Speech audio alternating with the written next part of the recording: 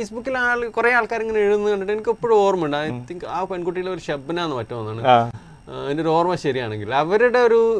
അവർക്ക് ആരാന്ന് പോലും എനിക്കറിയില്ല. അപ്പോൾ അവരിങ്ങനെ എഴുതുമ്പോൾ അവരൊരു എപ്പോഴും ഓരോ കഥകൾ, അവരുടെ വീട്ടിൽ ഓരോ അനുഭവങ്ങൾ എഴുതുക. അതൊരു പൂച്ചേനെയൊക്കെ വെച്ചിട്ടുണ്ട്. ചില കുട്ടികളുണ്ട് എപ്പോഴും വിശന്നുകൊണ്ടിരിക്കും, എന്നിട്ടെങ്കിലും എപ്പോഴും എന്തെങ്കിലും കഴിച്ചുകൊണ്ടിരിക്കാൻ ആഗ്രഹിക്കുന്ന ആളുകളാണ്. അവർക്കത് എപ്പോഴും വിശക്കുവാന്ന്. എൻ്റെ അവസ്ഥ ഇത് തന്നെയാണ്. എനിക്ക് കൃത്യമായിട്ട് രാഷ്ട്രീയമുണ്ട്. ആ രാഷ്ട്രീയം എന്ന് പറയുന്നത് പിന്നെ രാഷ്ട്രത്തെ സംബന്ധിച്ചുള്ളതാണ്, എനിക്ക് ചുറ്റുള്ള മനുഷ്യരെ സംബന്ധിച്ചുള്ളതാണ്. ഞാൻ രാവിലെ എഴുന്നേറ്റ് എല്ലാ ദിവസവും ഫേസ്ബുക്കിൽ ഒരു പോസ്റ്റ് ഇടുന്നതിനും കാട്ടും നല്ലത്. അതിനോട് എനിക്ക് വലിയ താല്പര്യമൊന്നുമില്ല. ഈ എഴുത്തുകാർ മുഴുവൻ എല്ലാ ലോക്കറ്റ് സയൻസ് മുതൽ പിന്നെ ഇവിടെ എന്താ പറയുക പോലീസ് സ്റ്റേഷനിൽ നടക്കുന്ന ഇതിൽ ഇടപെടണമെന്നൊന്നും ഞാൻ വിശ്വസിക്കുന്നില്ല. ഒരു സബ്ജക്റ്റ് കിട്ടിക്കഴിഞ്ഞ് കഴിഞ്ഞാൽ ഞാൻ ആദ്യം ചെയ്യാന്ന് വെച്ചാൽ ഞാൻ മാത്രമുള്ളൊരു വാട്സപ്പ് ഗ്രൂപ്പ് ഉണ്ടാക്കും.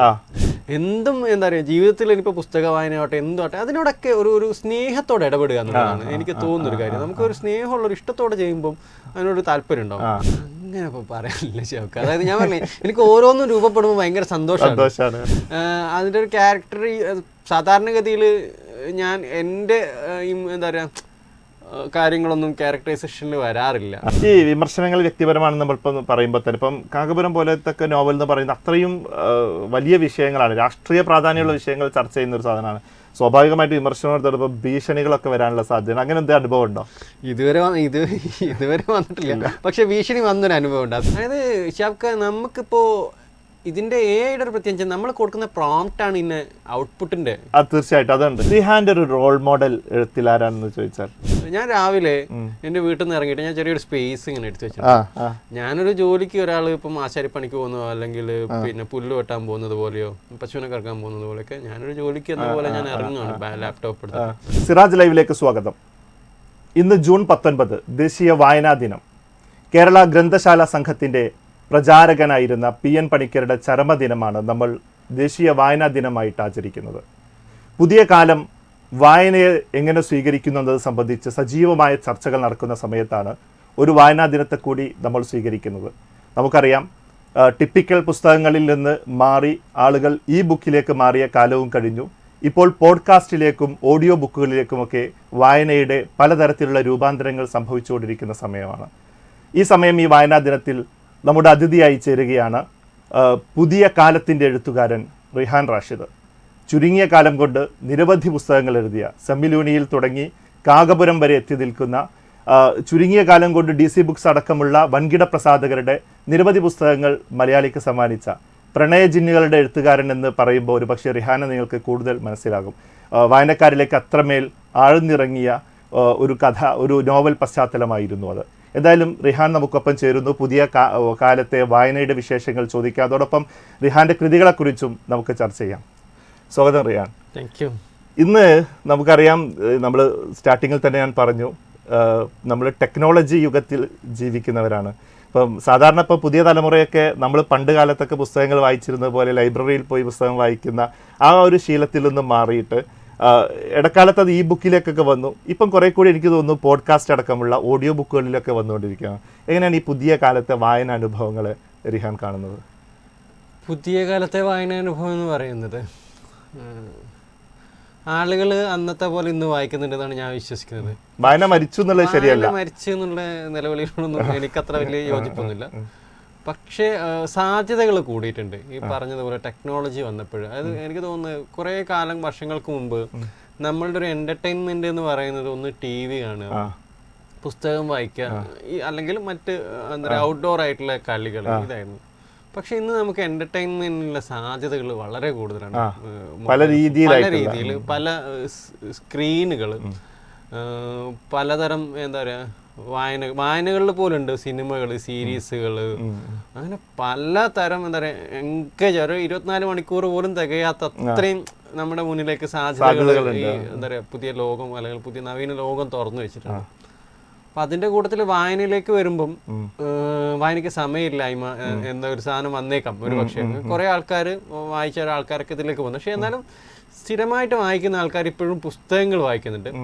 അവരിൽ ചിലരൊക്കെ എന്താ പറഞ്ഞു കഴിഞ്ഞാൽ പോഡ്കാസ്റ്റിലേക്ക് മാറിയിട്ടുണ്ട്. അതായത് സൗകര്യമാണ്, മനുഷ്യന്റെ ജീവിത സൗകര്യം, അയാൾക്ക് ബാക്കി സമയങ്ങളെക്കാളും കൂടുതൽ സൗകര്യം ചിലപ്പോൾ നമ്മൾ എന്തെങ്കിലുമൊക്കെ വർക്ക് ചെയ്തുകൊണ്ടിരിക്കുമ്പോൾ തന്നെ നമുക്കൊരു പുസ്തകം കേൾക്കാം. അതായത് ഇപ്പം ഒരു സ്ത്രീ ആണെങ്കിൽ, അല്ലെങ്കിൽ ഒരു സ്ഥിരമായിട്ട് വീട്ടിൽ നിൽക്കുന്ന ഒരു സ്ത്രീ ആണെങ്കിൽ, അവർക്ക് അവരുടെ വീട്ടിലെ കാര്യങ്ങളുടെ കൂട്ടത്തിൽ ഈ സാധനം പോഡ്കാസ്റ്റ് കേൾക്കാം, അല്ലെങ്കിൽ ഓഡിയോ ബുക്സ് കേൾക്കാം. ഇനി ഡ്രൈവ് ചെയ്യുന്ന ഒരു സ്ത്രീയോ പുരുഷനോ ആരോ ആട്ടെ, അവർക്കും ഇത് സാധനം കേൾക്കാം. ഇപ്പം ലേറ്റസ്റ്റ് ആയിട്ട് വന്നൊരു സാധനവും കൂടെ ഉണ്ട്, കേട്ടിട്ടുണ്ടോ അറിയില്ല, കുട്ടികൾക്ക് വേണ്ടിയിട്ടുള്ളൊരു എന്താ പറയുക ഒരു സാധനമുണ്ട്, ഒരു ആപ്പ് ഉണ്ട്. അതിന്റെ രസം എന്താ വെച്ചാൽ എനിക്കതിൽ ഭയങ്കര ഇൻട്രസ്റ്റിംഗ് ആയിട്ട് തോന്നിയൊരു കാര്യം എന്താ വെച്ചാൽ ലാലാ സ്റ്റോറീസ് എന്നാണ് അതിന്റെ പേര്. ലാലാ സ്റ്റോറീസ് അത് കുട്ടികൾക്ക് മാത്രം, നമ്മുടെ പഴയ ബാലസാഹിത്യം രൂപത്തിലുള്ള ചെറിയ കുട്ടികൾക്ക് 10 വയസ്സുള്ള കുട്ടികളാണ് അവരത് ടാർഗറ്റ് ചെയ്യുന്നതിന്റെ ഒരു ഓർമ്മ. അതിനൊരു പ്രത്യേകത എന്താ വെച്ചാൽ സ്ക്രീൻ ടൈം കുറയുന്നുള്ളതാണ്. അതെങ്ങനെയാണ്? അതെങ്ങനെയാ വെച്ചാല് അത് നമുക്ക് ബാക്ക്ഗ്രൗണ്ടിൽ വർക്ക് ചെയ്യുന്ന ഒരു ആപ്പാണ്. അപ്പോൾ മാതാപിതാക്കൾ, അച്ഛനും അമ്മയും അല്ലെങ്കിൽ ഉമ്മയും ഉപ്പയൊക്കെ ചിലപ്പോൾ രാത്രി ഇരുന്നിട്ട് വാട്സാപ്പോ മറ്റ് സാധനങ്ങളോ അല്ലെങ്കിൽ ഫേസ്ബുക്കോ ഇൻസ്റ്റഗ്രാം ഒക്കെ നോക്കുന്നത്, കുട്ടികൾക്ക് ഇത് കേൾക്കാൻ, അടുത്ത് കിടക്കുന്ന കുട്ടിക്ക് ഈ കഥ കേൾക്കാൻ പറ്റും. അങ്ങനെ ഒരു സാധനമുണ്ട്. ഏറ്റവും ലേറ്റസ്റ്റ് ആയിട്ട് ഞാൻ കണ്ടത് അതാണ്. അത് രസമുള്ളൊരു സംഭവമാണ്. ഇപ്പൊ നമ്മുടെ ഇപ്പൊ ഒരു പുസ്തകം വായിക്കുമ്പോൾ ഇപ്പൊ നമ്മുടെ മനസ്സിൽ ആ പുസ്തകത്തിലെ കഥാകാരൻ പറഞ്ഞതിന് നമ്മളൊന്ന് ഭാവനയിൽ ചിത്രീകരിക്കുമല്ലോ, ആ ഒരു സുഖം ഈ പോഡ്കാസ്റ്റ് വായനകൾക്ക് കിട്ടുമോ? അത് എന്താ വെച്ചാൽ എനിക്ക് തോന്നുന്നൊരു കാര്യം എന്താ വെച്ചാൽ നമ്മൾ ചില പൊതുനിർമ്മിതികളുടെ ഭാഗമാണ്. നമുക്കിങ്ങനെ ഞാൻ വായിച്ചാൽ മാത്രമേ എനിക്ക് ആ സാധനം കിട്ടും. സ്വാഭാവികമായിട്ടും അങ്ങനെയുള്ള ഇതൊക്കെ ഓരോ പ്രാക്ടീസ് ആണെന്ന് എനിക്ക് തോന്നുന്നു. നമ്മൾ നിരന്തരം പരിശീലിച്ച് വന്ന അല്ലെങ്കിൽ നിരന്തരം അനുഭവിച്ചു വന്നൊരു സാധനം. അപ്പം പോഡ്കാസ്റ്റിന്റെ അകത്ത് പോഡ്കാസ്റ്റ് കേട്ട് തുടങ്ങുന്ന ഒരാൾക്ക് ചിലപ്പോൾ വായനയ്ക്ക് ഈ സാധനം കിട്ടത്തുണ്ടാവില്ല. അവരുടെ ഒരു സാധനം ഇതായിരിക്കും. രണ്ടും ഓക്കെയാണ്, പക്ഷെ സൗകര്യങ്ങളാണ് എനിക്ക് തോന്നുന്നത് അതാണ്. അതായത് നമുക്ക് ഏതാണോ ഏറ്റവും എളുപ്പത്തിൽ ലഭ്യമായിരിക്കുന്നത്, ആ സമയത്ത് ഏതാണോ ലഭ്യമായിരിക്കുന്നത് അതിനെ ആസ്വദിക്കുക എന്നുള്ളതാണ്. അവനവന്റെ ഒരു സാധനമാണ് അതിനെ ഭാവനയിലേക്ക് കൊണ്ടുവരിക എന്നുള്ളത്, അതിനെ പൂർത്തീകരിക്കുക എന്നുള്ളത്. അത് കേൾക്കുമ്പോ ആയാലും വായിക്കുമ്പോ ആയാലും നമുക്ക് നമ്മുടെ ഇതിനനുസരിച്ച് കിട്ടുന്നതാണ്. അതാണെന്ന് ഞാൻ വിശ്വസിക്കുന്നത്. കാര്യം എന്താ വെച്ചാല് രണ്ട് വിഭാഗം ആളുകളാണ്. റിഹാന്റെ വായനയൊക്കെ എങ്ങനെയാ? അപ്പോ പഴയ സ്റ്റൈലിലാണോ അതോ ഈ പോഡ്കാസ്റ്റുകളിലേക്കൊക്കെ നീങ്ങി തുടങ്ങിയോ? ഞാൻ രണ്ടുണ്ട്. പോഡ്കാസ്റ്റുകളിലും ഞാൻ വായനയെക്കാളും കൂടുതൽ കേൾക്കുക പോഡ്കാസ്റ്റും യൂട്യൂബൊക്കെ. ഞാൻ കുറെ ഇന്റർവ്യൂസ് കാണും, എനിക്ക് ഇഷ്ടമാണ് ഇന്റർവ്യൂസ് കാണാൻ. അതിന്റെ ഒരു എഴുത്തിനെ സഹായിക്കുന്ന ഒരു സാധനമാണ്. ഭാഷയാവട്ടെ പിന്നെ മറ്റു ചില കാര്യങ്ങളാവട്ടെ എനിക്ക് ഇഷ്ടമാണ് ഇന്റർവ്യൂ കാണാൻ. അപ്പം ഞാൻ വായിക്കാറുണ്ട്, ഈ സാധനങ്ങൾ കേൾക്കാറും കാണാറുണ്ട്. അപ്പം അത് രണ്ട് എന്താ പറയുക, രണ്ട് ജനറലുകളാണ് അല്ലെങ്കിൽ രണ്ട് വിഭാഗങ്ങളായിട്ടാണ് ഞാൻ കാണുന്നത്. വായന തന്നെ വേറെ രീതിയിൽ കാണുന്നു, ഇതിനെ എനിക്ക് വേറെ രീതിയിലും കാണാൻ പറ്റും എന്നുള്ളതാണ്. അപ്പം അതിന്റെ ഒരു വ്യത്യാസം ഉണ്ടാവും. ഇപ്പം നമ്മളിപ്പോ ഇതൊക്കെ പറഞ്ഞ ഈ മാറ്റങ്ങളോടൊപ്പം തന്നെ പുതിയ കാലത്തെ ഭാഷകളിൽ വലിയ മാറ്റം വന്നിട്ടുണ്ടല്ലോ. ഇപ്പം പഴയ കാലത്തെ എഴുത്തുകളിൽ നിന്ന് പുതിയ ഇപ്പം നമ്മളിപ്പം റിഹാന്റെ കൃതികൾ എടുത്താൽ, ഇപ്പം നമ്മൾ VS അജിത്തിന്റെ ഒക്കെ കൃതികൾ എടുത്താൽ പോലും അത് പുതിയ കാലത്തെ ഈ ഇപ്പം നമ്മൾ സോഷ്യൽ മീഡിയ ലാംഗ്വേജ് എന്ന് പറയുന്ന ഒരു സംഭവം തന്നെ ഇപ്പൊ രൂപപ്പെട്ടു വന്നിട്ടുണ്ട്. അതിനനുസരിച്ചിട്ടാണ് ഇപ്പം എഴുത്തുകളും കാര്യങ്ങളൊക്കെ പോകുന്നത്. അങ്ങനെയല്ല, ഞാൻ അതിനെ വേറെ രീതിയിലാണ് കാണുന്നത്. അതായത് നമ്മുടെ ഏറ്റവും ഇപ്പം ലോകത്തിന് ഏറ്റവും വലിയ മാറ്റം സംഭവിച്ചിരിക്കുന്നത് ഇന്റർനെറ്റിന്റെ ഉത്ഭവത്തോടു കൂടി. അല്ലെങ്കിൽ ഇന്റർനെറ്റ് ഇത്രത്തോളം എന്താ പറയാ വിപുലീകരമായി, അല്ലെങ്കിൽ എല്ലാവർക്കും ഇന്റർനെറ്റ് ലഭ്യമായത് കൊണ്ടാണ്. അല്ലെങ്കിൽ കൊറോണ വന്നപ്പോ അത് കുറെ കൂടി ഫാസ്റ്റ് ആയി, ആരും ഇന്റർനെറ്റ് ഉപയോഗിക്കാത്തവരായി. അതായത് ഇന്റർനെറ്റ് ലഭ്യമായതുകൂടെ, അല്ലെങ്കിൽ അത് അത്ര എന്താ പറയുക വളരെ സാധാരണമായതോടുകൂടെ ആണ് ലോകത്ത് ഏറ്റവും വലിയ മാറ്റങ്ങൾ സംഭവിച്ചത് എന്നാണ് ഞാൻ വിശ്വസിക്കുന്നത്. അപ്പം ഈ മാറ്റങ്ങൾ മനുഷ്യന്റെ ഭാഷയിൽ എന്താ പറയുക സംഭവിച്ചിട്ടുണ്ട്, ജീവിതത്തിൽ സംഭവിച്ചിട്ടുണ്ട്. അപ്പോൾ പണ്ട് കാലത്ത് നമുക്കൊരു ഏറ്റവും ചെറിയ 25 വർഷം എടുക്കുക. 25 വർഷം മുൻപ് നമ്മൾ എന്താ പറയുക വീഡിയോ കോൾ എന്ന് പറയുന്നൊരു ഭാവനയായിരുന്നു. അതൊക്കെ സംഭവിക്കും, അങ്ങനെയൊക്കെ ഉണ്ടാവും. അതൊക്കെ ഊഹിക്കാൻ പോലും പറ്റില്ല, അസാധ്യമായി എന്ന് കരുതിയിരുന്ന അല്ലെങ്കിൽ ഒരു വെറും ഭാവന. പക്ഷെ ഇന്ന് വീഡിയോ കോൾ എന്ന് പറഞ്ഞാൽ വളരെ എന്താ പറയുക വളരെ എല്ലാവരും വീഡിയോ കോളിലേക്ക് മാറി തുടങ്ങി, പോപ്പുലറായി മാറി. ഒരാൾ പേഴ്സണലി അല്ലാതെ സ്ക്രീൻ വരെ റെക്കോർഡ് ചെയ്യാൻ പറ്റുന്ന രീതിയിലേക്കും അല്ലെങ്കിൽ ഒരു കൂട്ടം ആളുകൾക്ക് സംസാരിക്കാവുന്ന രീതിയിൽ. ഞാൻ ഈ അടുത്ത് വേറൊരു സാധനം കണ്ടിട്ടുണ്ട്. എനിക്ക് രണ്ട് നഗരങ്ങൾ യൂറോപ്പിലാണ്, രണ്ട് വളരെ വിദൂരമായിട്ടുള്ള നഗരങ്ങളാണ്. ആ നഗരങ്ങളെ തമ്മിൽ ബന്ധിപ്പിക്കുന്ന ഒരു സ്ക്രീൻ, ഒരു നഗരത്തിൽ വലിയൊരു സ്ക്രീൻ വെച്ചിട്ടുണ്ട്. ആ സ്ക്രീനിൽ പറഞ്ഞാൽ മറ്റേ നഗരത്തിലുള്ള ജനങ്ങളെ കാണാൻ പറ്റുന്നുള്ളൂ, ലൈവ്ലി. രണ്ട് നഗരങ്ങൾ സ്ക്രീനിലൂടെ ബന്ധിപ്പിക്കുകയാണല്ലോ. യൂറോപ്പിലാണ്. ഒരു പിന്നെ ഒരു ആർക്ക് ഷേപ്പിൽ നമ്മുടെ കോഴിക്കോട്ടേക്കൊക്കെ ആർക്ക് ഷേപ്പിലുള്ള ഒരു സ്ക്രീൻ. രണ്ട് വലിയ നഗരങ്ങളെ കുറിച്ചാണ്, എനിക്കത് കറക്റ്റ് ഏതാണ് നഗരം ഓർമ്മയില്ല.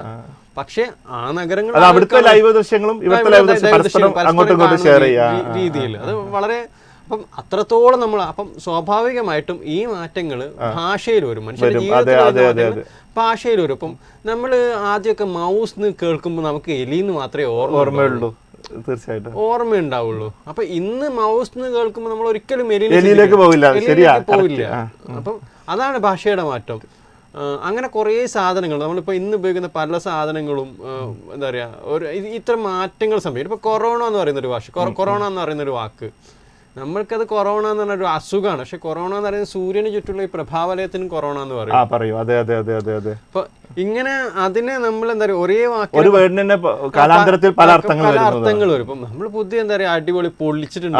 പൊളിക്കാന്ന് പറഞ്ഞു കഴിഞ്ഞാൽ പൊളി എന്ന് പറഞ്ഞു കഴിഞ്ഞാൽ അയ്യോ അത് പൊളിച്ചിട്ടാ എന്ന് പറയുന്ന സാധനം പൊളിക്കാന്ന് പറഞ്ഞാൽ നമ്മൾ മുൻപ് എന്താ ഒരു സാധനം നശിപ്പിക്കുക എന്നുള്ളത്. അത് ഇങ്ങനെ എന്താ പറയുക ഭാഷയുടെ മാറ്റത്തിൽ അത് സംഭവിച്ചിട്ടുണ്ട്. ഇത് സ്വാഭാവികമായിട്ട് എഴുത്തുകാരെയും സ്വാധീനിക്കുമല്ലോ ഈ ഭാഷ, ഉറപ്പായിട്ടും. അല്ലാതെ നമ്മളിപ്പോഴും പഴയ ഭാഷയിൽ എഴുതിക്കൊണ്ട കാര്യമൊന്നുമില്ല. അതായത് ഈ മാറ്റങ്ങൾ ഉൾക്കൊള്ളുക, അപ്ഡേറ്റ് ചെയ്യുക എന്നുള്ളത് തന്നെയാണ്. നിരന്തരം അപ്ഡേറ്റ് ചെയ്തിട്ടില്ലെങ്കിൽ എനിക്ക് തോന്നുന്നത് എന്താ വെച്ചാൽ നമ്മൾ ഈ ശ്രേണിയിൽ നിന്ന് പുറത്തായി പോകും. നമ്മള് അതായത് പുതിയ തലമുറ അല്ലെങ്കിൽ പുതിയ ആളുകൾ ഇവരുടെ അടുത്തേക്ക് ഈ പൊളിച്ചു എന്ന് പറയുന്ന ഒരാളുടെ അടുത്തേക്ക് നമുക്ക് വേറൊരു സാധനം കൊണ്ട് പോകാൻ പറ്റില്ല. പോകുമ്പോൾ അവർക്ക് കണക്ട് ആവണമെന്നില്ല, ഇയാൾ തേങ്ങ പറഞ്ഞിരിക്കുന്നത് എന്നുള്ളൊരു സാധനം ഉണ്ടാവും. പക്ഷേ എന്താ പറയുക അതേസമയം ഭാഷയെ എഴുത്തുകാരന് പുതുക്കാൻ പറ്റും. എഴുത്തുകാരന് അതിനെ കുറെ കൂടെ ഭംഗിയാക്കി അതിന് എനിക്ക് തോന്നുന്നു ചില ബിരിയാണി മസാല ചേർക്കുന്ന പോലെ അതിന് എത്ര എന്താ പറയുക നമ്മൾ എല്ലാവർക്കും അതായത് ഒരു ബിരിയാണി ഉണ്ടാക്കാൻ അറിയുന്ന എല്ലാവർക്കും പറ്റും, അതിന്റെ ഇൻഗ്രീഡിയൻസ് അറിഞ്ഞാൽ മതി. പക്ഷെ അത് ചേർക്കുന്നതിലും അതിന്റെ ടൈമിങ്ങിലും ഒക്കെ ചെറിയ ചില പരിപാടികൾ ആ ടേസ്റ്റിനെ എന്താ പറയാ ഒരു വ്യത്യസ്തമാക്കുന്ന ഒരു സാധനം. അതും ഭാഷയിൽ അങ്ങനെയാണെന്നാണ് എൻ്റെ ഒരു തോന്നല്. റിഹാൻ എങ്ങനെയാണ് ഈ എഴുത്തിലേക്ക് വരുന്നത്? ഇപ്പം ചെറുപ്പം തൊട്ടേയുള്ള ഒരു വായന തന്നെ ആയിരിക്കും. ഇപ്പം നമുക്കൊക്കെ വായനയാണല്ലോ നമ്മുടെ ഈ ബൗദ്ധിക തലത്തെ വലിയ തോതിൽ ഉയർത്തുന്നത്. വായിച്ചാണോ അവസാനം എഴുതാൻ തുടങ്ങുന്നത്? ഞാൻ സത്യത്തില് അപ്രതീക്ഷിതമായിട്ട് ഈ വളവിലേക്ക് വന്നു വീണ ഒരു വലിയാന്ന്. അല്ലെങ്കിൽ നമ്മളിങ്ങനെ പറയാം എന്താ പറയാ ഒരു ഭംഗിക്ക് വേണ്ടിട്ട് പറയാം ഒരു മഴയത്ത് ഒരു മഴയത്ത് ഏതോ ഒരു മരത്തിന്റെ മുകളിൽ നിന്ന് വീണൊരു ഇല്ലയാന്ന് ഞാൻ ആ വെള്ളത്തിലേക്ക് വീണു പോയി എന്നുള്ളതാണ്. പിന്നെ രക്ഷപ്പെടാൻ വഴിയില്ലാത്ത കൃതികൾ കാണുമ്പോ അങ്ങനെയല്ല തോന്നുന്നത്. അല്ല പിന്നെ വഴിയില്ലാത്തത് കൊണ്ട് അതിന്റെ അകത്ത് കടന്ന് ഒഴുകാണ്. അത് ഒരു അറ്റ്മോസ്ഫിയറിലേക്ക് ചേരാണ്. ഒരു പക്ഷെ അത് കടലിലെത്തും, എല്ലാ ഒഴുക്കുകളും കടലിലേക്ക് എത്തുന്നില്ല. അല്ലെങ്കിൽ അത് ഏതെങ്കിലും എവിടെയെങ്കിലും തടഞ്ഞു നിന്നു അതിന്റെ ഇടയിലാണ് സംഭവം. സത്യം പറയാൻ വെച്ചാൽ ഞാൻ ഗൾഫിൽ പോയായിരുന്നു. ബഹ്റൈനിൽ പോയ സമയത്ത് ഞാനൊരു പെർഫ്യൂം ഒക്കെ ഉണ്ടാക്കുന്ന ഒരു സ്ഥലത്തായിരുന്നു, കടയും വിൽക്കും ഒക്കെ. അപ്പൊ അവിടെ എനിക്ക് ഒരുപാട് സമയം ബാക്കിയുണ്ടായിരുന്നു. അപ്പം അവിടെ ഒരു ഫേസ്ബുക്കിൽ ഇങ്ങനെ കാലഘട്ടത്തിലാ 2015 ഫേസ്ബുക്കിലൊക്കെ ഇങ്ങനെ നോക്കുന്ന സമയം അവിടെ പോയപ്പോഴാണ് ഞാൻ ഫേസ്ബുക്ക് പോലും എടുക്കുന്നത്. അപ്പം അവിടെ ഇങ്ങനെ കുറെ ആൾക്കാർ എഴുതുന്നു, ഇത് കൊള്ളാല പരിപാടി. അപ്പൊ നമ്മൾ ആദ്യം എന്താ വെച്ചാൽ വായനയോട് ഇഷ്ടമാണ്. സ്കൂൾ പഠിക്കുന്ന കാലത്തൊക്കെ തന്നെ നല്ല വായന ഉണ്ടായിരുന്നു. നല്ല വായന ഒന്നും ഞാൻ പറയാനാണ്. അതായത് നമ്മള് എന്താ പറയാ ഒരു തീപ്പട്ടിക്കൂട് കിട്ടിയാലും അത് വായിക്കും, കിട്ടുന്ന സാധനങ്ങൾ മുഴുവൻ വായിക്കും. അങ്ങനെ ഒരു എന്താ പറയാ ഒരു പിന്നെ സെലക്ടീവ് റീഡിങ്ങോ അല്ലെങ്കിൽ ഒരു ഗൈഡിങ് അങ്ങനെ ഒന്നുമില്ല. എനിക്കിതാണെങ്കിൽ ഞാൻ വായിക്കാം. ബാലരമയും ബാലഭൂമിയും മനോരമ മംഗളം ഫയർ മുത്തുച്ചിപ്പിമാരി എല്ലാ സാധനവും നമ്മൾ അങ്ങനെ ഞാൻ ആദ്യമായിട്ട് വായിച്ച ഖസാക്കിന്റെ വ്യത്യാസം എന്ന് പറയാൻ ഞാൻ അതൊക്കെ എപ്പോഴോ പിന്നീട് എപ്പോഴാണ് വായിക്കുന്നത്. അപ്പോ ഒരു സാധാരണ ആളുകളുടെ വായന തുടങ്ങുന്ന ഇങ്ങനെയൊക്കെ തന്നെയാണ്. ഉറപ്പായിട്ടും പത്രങ്ങള് അപ്പം അങ്ങനെ തന്നെയായിരുന്നു. അതിൽ നിന്നാണ് പിന്നെ ഈ പറഞ്ഞ പോലെ ഞാൻ ഈ ഫേസ്ബുക്കിൽ കുറെ ആൾക്കാർ ഇങ്ങനെ എഴുതുന്നത് കണ്ടിട്ട് എനിക്ക് എപ്പോഴും ഓർമ്മയുണ്ട്. ഐ തിങ്ക് ആ പെൺകുട്ടിയിലെ ഒരു ഷബ്നാന്ന് മറ്റോന്നാണ് എൻ്റെ ഒരു ഓർമ്മ ശരിയാണെങ്കിൽ. അവർക്ക് ആരാന്ന് പോലും എനിക്കറിയില്ല.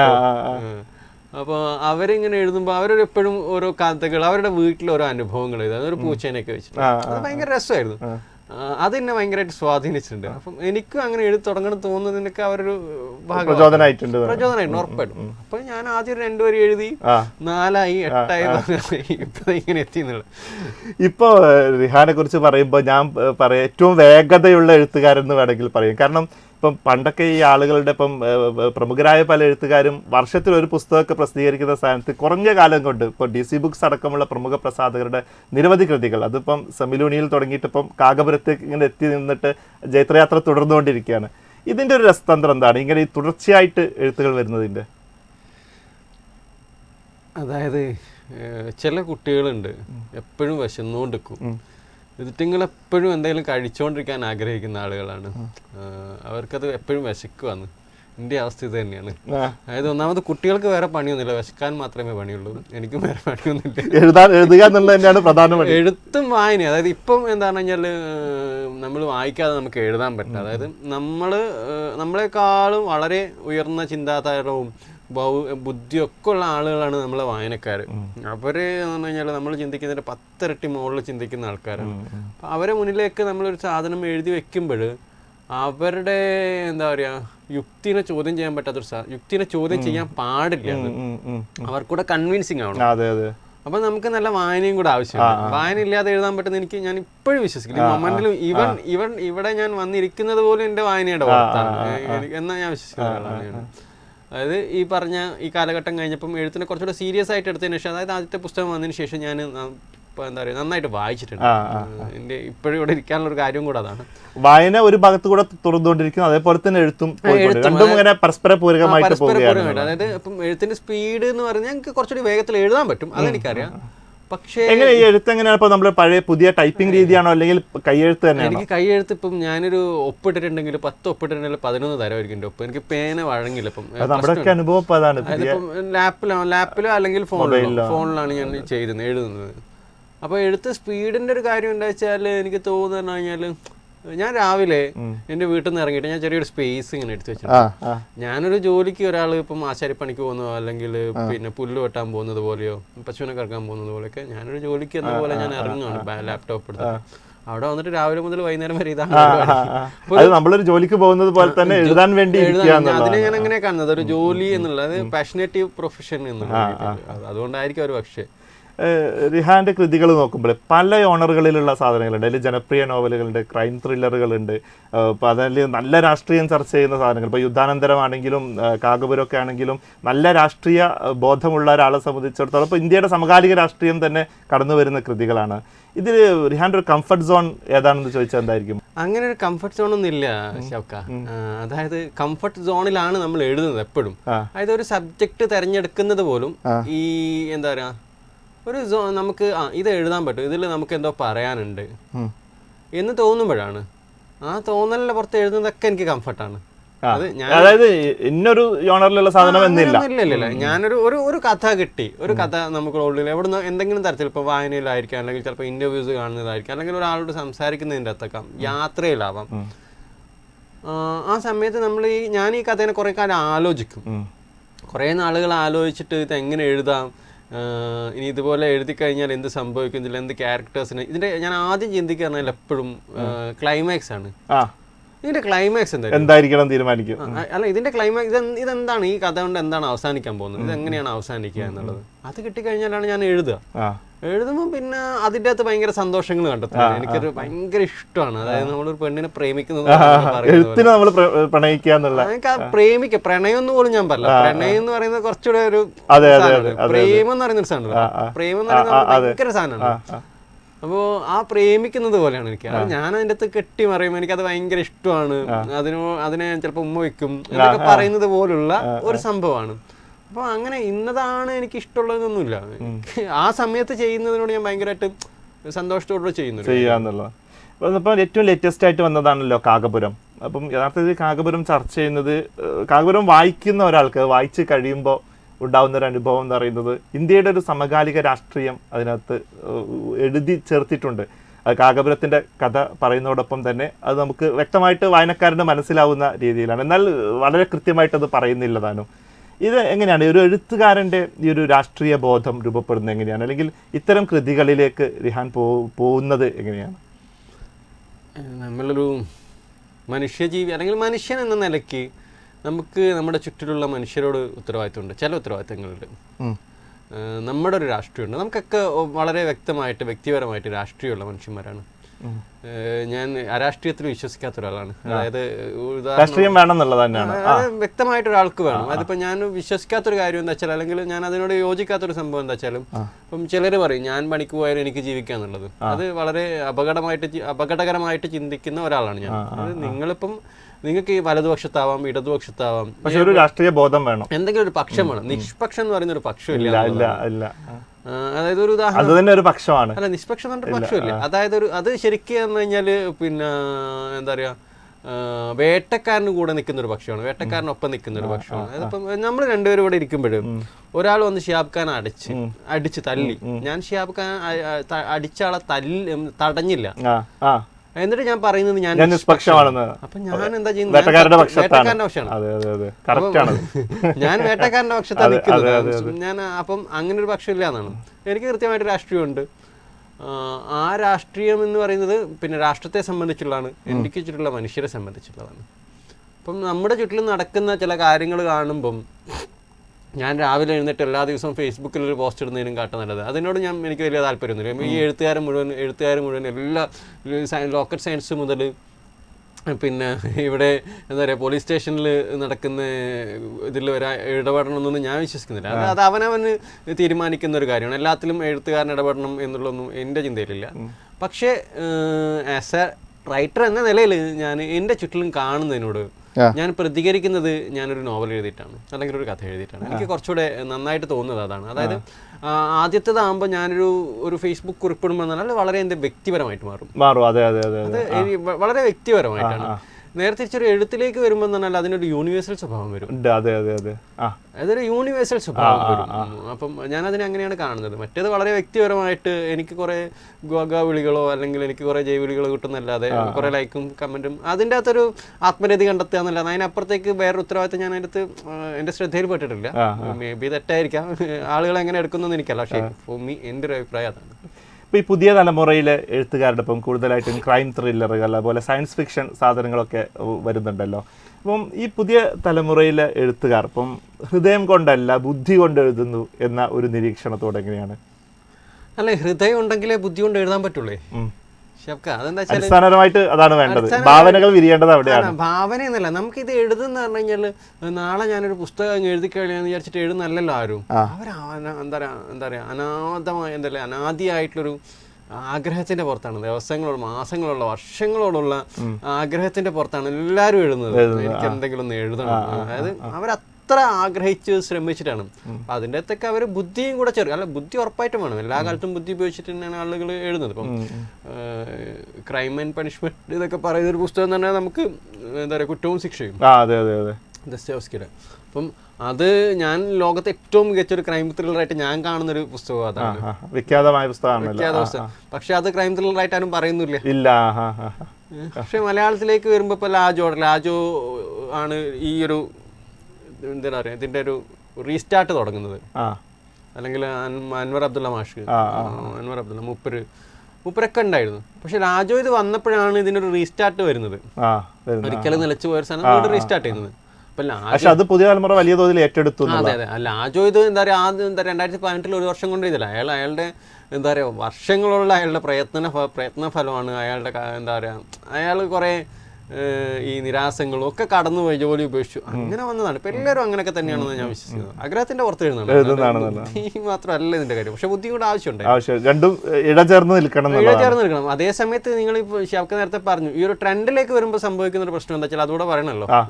ട്രെൻഡിലേക്ക് വരുമ്പോൾ സംഭവിക്കുന്നത് പറഞ്ഞു കഴിഞ്ഞാൽ ചിലര് അങ്ങ് എഴുതും. അതായത് എൻ്റെ തോന്നലുകൾ അങ്ങ് എഴുതി വെക്കും. അതിൻ്റെ അകത്ത് കൃത്യമായിട്ടുള്ള നിരീക്ഷണങ്ങളോ പഠനങ്ങളോ ഒന്നും ഉണ്ടാവില്ല, റെഫറൻസുകളോ റിസർച്ചുകളോ ഒന്നും ഇല്ലാതെ നമുക്ക് എന്താ പറയുക തോന്നുന്നത് എഴുതി വെക്കും. ഈ തോന്നുന്നത് എഴുതി വെക്കുമ്പോഴുള്ള പ്രശ്നം എന്താ വെച്ചാൽ, ഇത് ഞാൻ നേരത്തെ പറഞ്ഞു, വളരെ ബുദ്ധിമാന്മാരായിട്ടുള്ള വായനക്കാരാണ് ഇവിടെ ഉള്ളത്. അപ്പോൾ അവർക്കത് കൃത്യമായിട്ട് മനസ്സിലാവും. ആദ്യ പേര വായിക്കുമ്പോൾ തന്നെ ഒരു കലത്തിലെ ചോറ് മുഴുവൻ എന്ത് നോക്കാൻ, ചോറ് മുഴുവൻ നോക്കണ്ട, വറ്റുകൾ എടുത്ത്. അപ്പം ആ ഒരു പ്രശ്നമുണ്ട്. അത് എല്ലാ കാലത്തും എല്ലാ ജോണറിലും സംഭവിച്ചിട്ടുണ്ട് എന്നാണ് എൻ്റെ ഒരു തോന്നൽ. റിഹാന് ഇതിന്റെ പിന്നിൽ ഒരു വലിയൊരു ഗവേഷണമൊക്കെ ഉണ്ടാവില്ലേ? ഒരു കൃതി പോകുന്നതിന് മുമ്പ് ആദ്യം ഇതിന്റെ കഥ പൂർണ്ണമായിട്ട് ആദ്യം മനസ്സിൽ ചിത്രീകരിച്ചതിന് ശേഷമല്ലേ എഴുത്തിലേക്ക് പോകുന്നത്? അല്ലെങ്കിൽ എഴുതി തുടങ്ങിയ ശേഷം ഇതിങ്ങനെ വികസിച്ച് വരികയാണോ? രണ്ടും ഉണ്ട് ഷിഹാബ് ഖാൻ. പിന്നെ ഒന്ന് എന്താ വെച്ചാൽ, ഞാനൊരു സംഭവം ഇങ്ങനെ ഒരു സബ്ജക്റ്റ് കിട്ടിക്കഴിഞ്ഞ് കഴിഞ്ഞാൽ ആദ്യം ചെയ്യാന്ന് വെച്ചാൽ ഞാൻ മാത്രമുള്ള ഒരു വാട്സാപ്പ് ഗ്രൂപ്പ് ഉണ്ടാക്കും, സോളോ. എന്നിട്ട് അതിന് ഒരു ടൈറ്റിൽ കൊടുക്കും.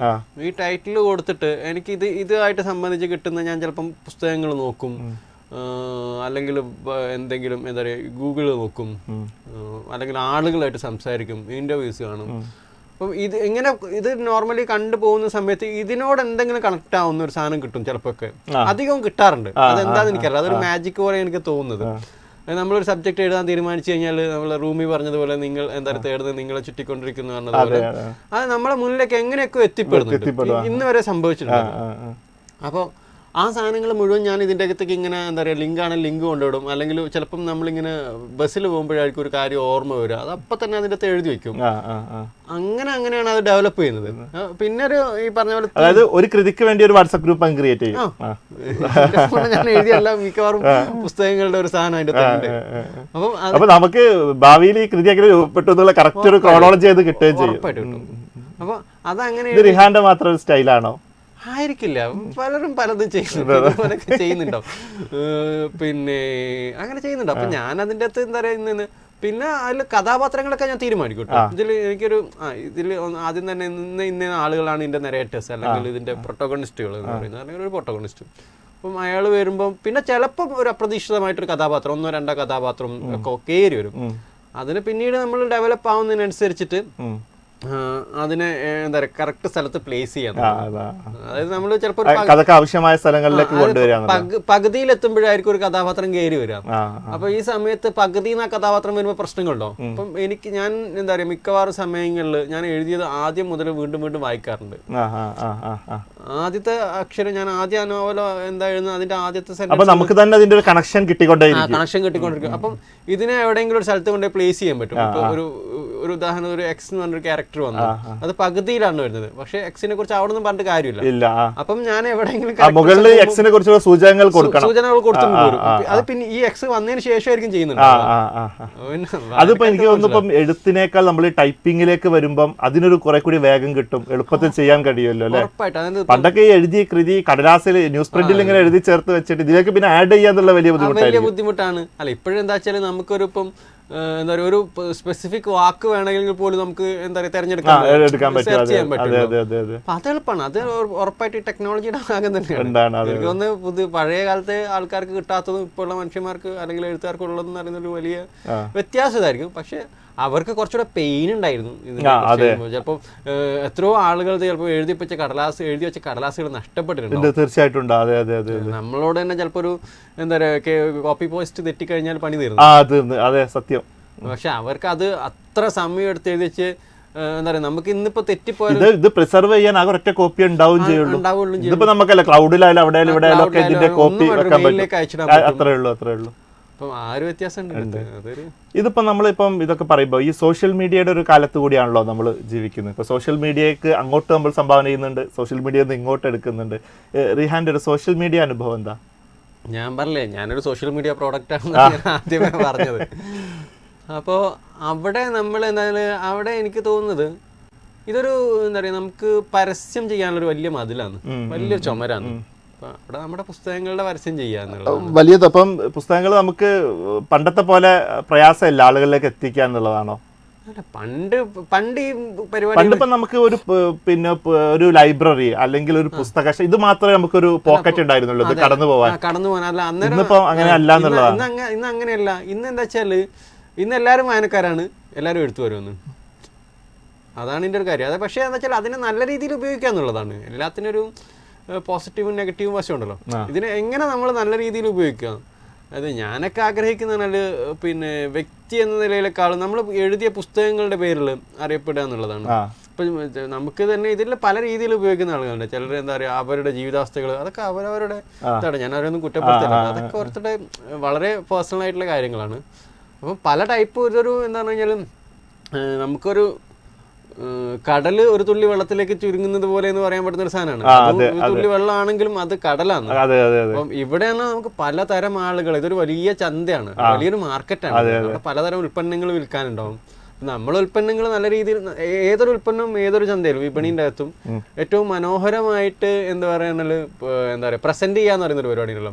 നമ്മൾ നമ്മുടെ ഉൽപ്പന്നത്തെ മനോഹരമായിട്ട് പ്രസന്റ് ചെയ്യാന്നുള്ളത്. അപ്പം അതിനെ വാങ്ങാൻ ആളുകൾ വരും.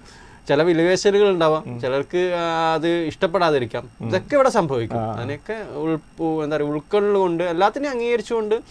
ഒരു ജനാധിപത്യ ബോധത്തോടെ ഇടപെടാൻ പറ്റുന്ന ഒരു സ്ഥലമാണ് സോഷ്യൽ മീഡിയ ഞാൻ കാണുന്നത്. റിഹാന്റെ കൃതികളിൽ ഇപ്പം ഏറ്റവും കൂടുതൽ വായനക്കാരിലേക്ക് എത്തിയ ഒരു കൃതി എന്ന് പറയുന്നത് പ്രണയജിന്നുകളായിരിക്കും. ഒരുപക്ഷെ റിഹാനെ കൂടുതൽ ആളുകളിലേക്ക് അഡ്രസ്സ് ചെയ്യിച്ചത് ആ കൃതിയിലൂടെയാണ്. അത് ശരിക്കും പറഞ്ഞാൽ റിഹാന്റെ ഒരു ജീവിക്കുന്ന നമ്മുടെ ഇപ്പം കൊയിലാണ്ടി പരിസരം അല്ലെങ്കിൽ ആ ഒരു പ്രദേശവുമായി ബന്ധപ്പെട്ട കൃതികളാണ്. ഇപ്പോൾ നമുക്ക് വൈക്കം മുഹമ്മദ് ബഷീറിൻ്റെ ഒക്കെ കൃതികൾ എടുത്താൽ പോലും സ്വന്തം അവനവൻ്റെ കഥകൾ, അനുഭവങ്ങൾ, ജീവിത പശ്ചാത്തലം ഇതൊക്കെയാണല്ലോ കുറേ ഏറെ കൃതികളിൽ കടന്നു വരുന്നത്. അതേപോലെയുള്ള ഒരു തെരഞ്ഞെടുപ്പാണോ ഇത്, അല്ലെങ്കിൽ എങ്ങനെയാണ് ഈ നമ്മുടെ ഒരു പ്രദേശവും നാടും ഒക്കെ എങ്ങനെയാണ് കഥയിലേക്ക് കടന്നു വരുന്നത്? അതിന് ഷിയാബ്ക്ക ആദ്യ ഒരു ഉത്തരം എന്ന് പറഞ്ഞു കഴിഞ്ഞാൽ ഓരോരുത്തരും ഇപ്പം ഞാനാവട്ടെ ഷിയാബ്ക്കാവട്ടെ നമ്മളൊക്കെ ഒരു അപര ജീവിതത്തെ ആഗ്രഹിക്കുന്നുണ്ട്. എനിക്ക് തോന്നുന്നത് നമ്മളൊക്കെ ആഗ്രഹിക്കുന്ന അപര ജീവിതമാണ് എഴുത്തുകൾ എന്നാണ് ഞാൻ വിശ്വസിക്കുന്നത്. എഴുത്തുകൾക്ക് അതിന്റെ ഒരു ഛായ സംഭവിക്കുന്നുണ്ട്, അതിന്റെ ഒരു സംഭവം ഉണ്ടാകുന്നുണ്ട് എഴുത്ത്. നമുക്ക് റിയാലിറ്റിയിൽ എത്തിപ്പെടാൻ പറ്റാത്ത എന്നാൽ നമ്മൾ ആഗ്രഹിക്കുന്ന അപര ജീവിതം അത് ഒന്നായിരിക്കില്ല, കുറെ ഉണ്ടാവും, പലതരം ജീവിതങ്ങളുണ്ട്. നമ്മള് ഇപ്പൊ ജീവിക്കുന്ന റിയൽ എന്താ പറയാ നമ്മളും അല്ലാത്ത നമ്മുടെ മനസ്സിന്റെ അകത്തുള്ള അപര ജീവിതങ്ങൾ എന്നാണ് ഞാൻ പറയാൻ ഉദ്ദേശിക്കുന്നത്. ഈ ഞാനല്ല വേറൊരു ഞാനുണ്ട് എന്ന് പറയുന്നത് പോലെ ഞാൻ ഒന്നല്ല പല ഞാനുകളുണ്ട്. അതെ അതെ. അപ്പം ഈ സാധനം അത് കുറച്ചുകൂടെ എന്താ പറയുക, എന്നെ സംബന്ധിച്ച് എനിക്ക് ആ പുസ്തകത്തെക്കാളും പേഴ്സണലി എനിക്കിഷ്ടം യുദ്ധാനന്തരം പോലെയും അല്ലെങ്കിൽ കാകപുരം പോലുള്ള പുസ്തകങ്ങളാണ് പേഴ്സണലി എനിക്കിഷ്ടം.